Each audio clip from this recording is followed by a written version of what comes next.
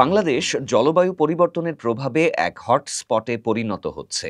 বৈশ্বিক তাপমাত্রা বৃদ্ধির দিক থেকে দেশটি বর্তমানে দ্বিতীয় স্থানে রয়েছে।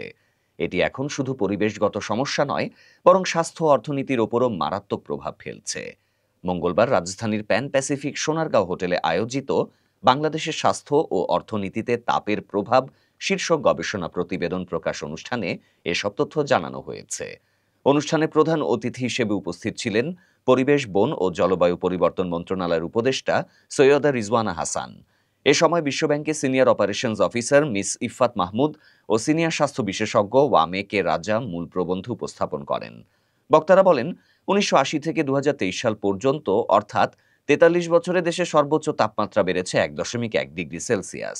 একই সময়ে অনুভূত তাপমাত্রা বৃদ্ধি পেয়েছে ৪.৫ ডিগ্রি সেলসিয়াস। প্রতিবেদন অনুসারে উষ্ণ আবহাওয়ার ঝুঁকির দিক থেকে বাংলাদেশ বিশ্বে দ্বিতীয় স্থানে।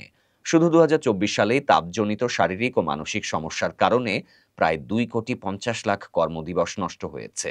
এর ফলে আর্থিক ক্ষতি প্রায় $১.৭৮ বিলিয়ন। বিশ্ব আবহাওয়া সংস্থার তথ্য বলছে, ২০১৫ থেকে ২০২৩ সাল পর্যন্ত ৯ বছর ছিল বিশ্বের সবচেয়ে উষ্ণ সময়। এর মধ্যে সবচেয়ে উদ্বেগজনক অবস্থা দেখা গেছে রাজধানী ঢাকায়। ১৯৮০ থেকে ২০২৩ সালের মধ্যে ঢাকার তাপমাত্রা বেড়েছে ১.৪ ডিগ্রি সেলসিয়াস।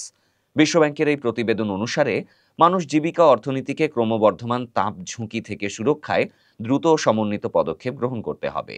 প্রতিবেদনের সুপারিশে রয়েছে জাতীয় প্রস্তুতি জোরদার করা, স্বাস্থ্যসেবায় তাপজনিত রোগ মোকাবিলায় সক্ষমতা বৃদ্ধি, শহরের সবুজায়ন বাড়ানো এবং আবহাওয়া ও স্বাস্থ্য সংক্রান্ত সঠিক তথ্য সংগ্রহের ব্যবস্থা করা।